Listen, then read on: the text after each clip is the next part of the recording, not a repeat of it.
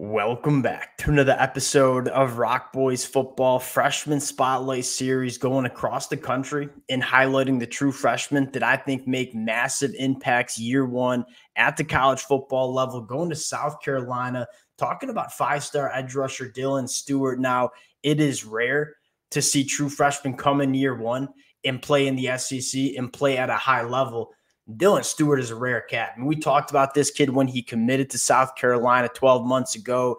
He has every single trait that you are looking for in an elite edge rusher. But I think more importantly, he is physically developed. A lot of these edge rushers coming up to the collegiate level, they need to put on some weight. They need to develop that grown man strength. Dylan Stewart has that going into his true freshman year. Now, why is Dylan Stewart such a massive storyline for this South Carolina defense? You go back to South Carolina in 2023, a lot of the pass rush production was centered on the inside of the defensive line. The edge rusher production wasn't really where it needed to be for South Carolina. Dylan Stewart has the opportunity and, more importantly, the ability to change that for South Carolina in the 2024 season. Want to do a couple of different things. One, talk about where Dylan Stewart kind of stacks up in this South Carolina depth chart. But I think more importantly, I want to go back to the South Carolina spring game and talk about what we saw from Dylan Stewart, because I thought that was one of the more impressive true freshman spring game performances that I saw from across the country. And you saw Dylan Stewart show the ability to come in year one and handle, from a physicality standpoint, line of scrimmage play in the SEC.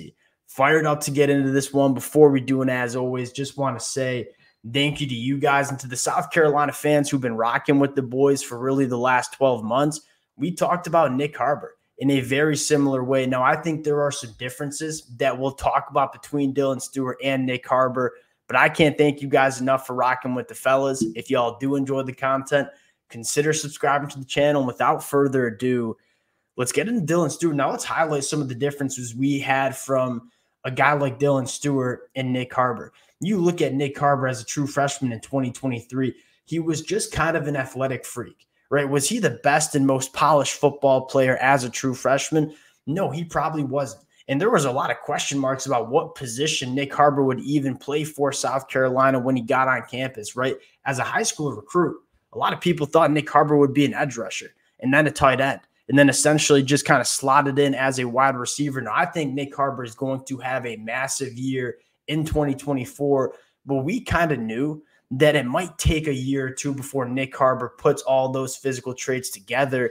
Dylan Stewart, arguably just as physically gifted as Nick Harbor, doesn't run the track times that Nick Harbor has, but not many people do.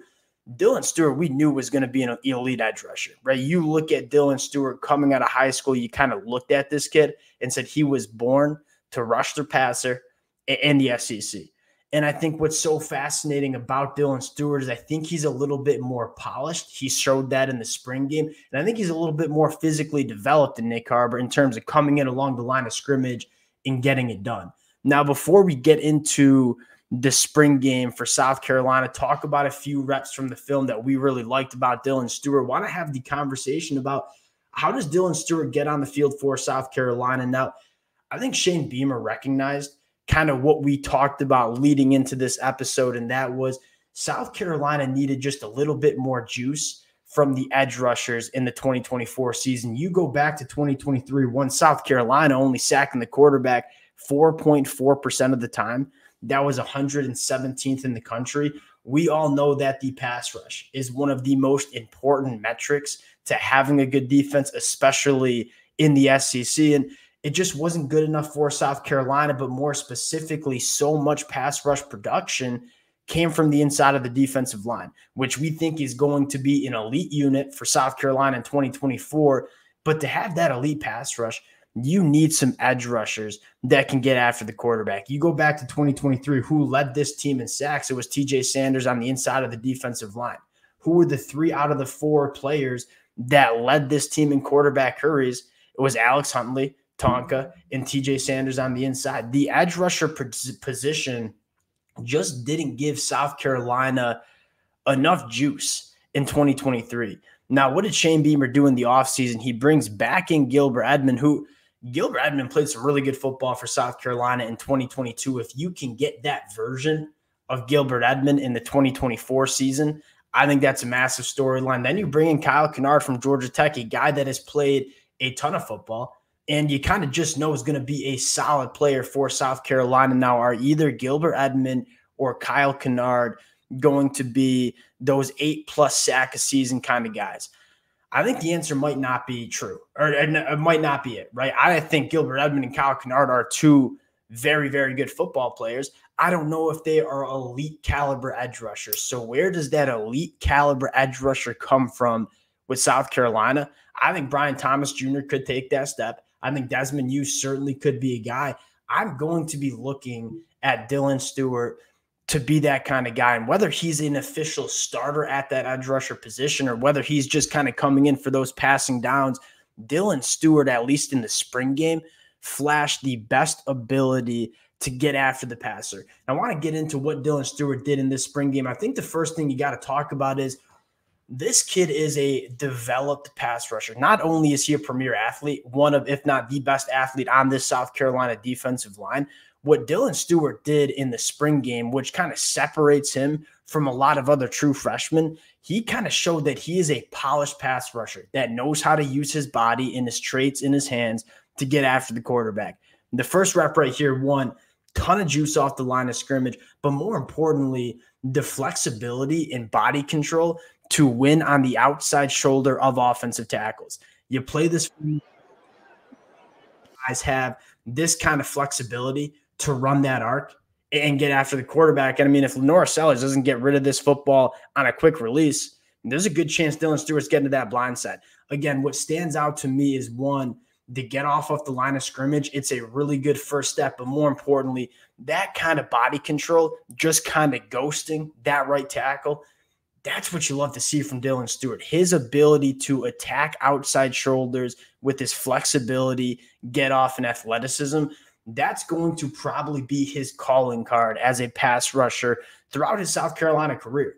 Now, I think what's really special is he couples that ability to win on the outside shoulder with just incredible power in his hands. Now, he has really long arms, which allows him to shock offensive linemen. He's also a guy that, as a true freshman, is 250 pounds, and he plays to that weight in terms of just being able to go right through tackles. When you have the ability to attack a tackle on the outside shoulder and then have the ability to go right through a tackle as well, that's what makes you an extremely dangerous pass rusher. That's exactly what Dylan Stewart shows right here. You're 28 seconds, just shocking this to go, putting him right into the lap with Norcell's, getting inside the 15 and go make the play. That's obviously a sack in real. I don't know if they called it a sack in the spring game. That's going to be a sack on Saturdays in the fall. Again, when you have the backfield to win with your speed and you force right tackles to respect that and kind of set outside, then you can go right through tackles. And that's exactly what Dylan Stewart does right here.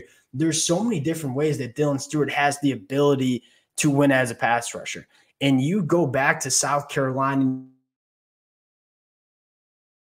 we are going to have a very good pass rush from the inside of the defensive line, just like it was last year, right? Alex Hundley, Tonka Hemingway, TJ Sanders, DeAndre Jules getting a lot of really good reviews during spring practice and fall camp. I look at the inside of the defensive line and say that's going to be a very good unit, stopping the run, forcing those third and longs. Now the question is, what edge rusher is going to emerge as a guy that can pin his ears back and go get after the quarterback? I think Gilbert Edmond and Kyle Kennard are going to be quality edge rushers, but if you were to ask me who's going to be the special one, who's going to be the guy that is most disruptive as an edge rusher, I truly think that Dylan Stewart, the 5-star edge rusher as a true freshman, can be that guy. He might be one of the most important true freshmen that we see in the 2024 season. I think he certainly is one of the best ones, but also important in terms of what South Carolina wants to take that step heading into 2024.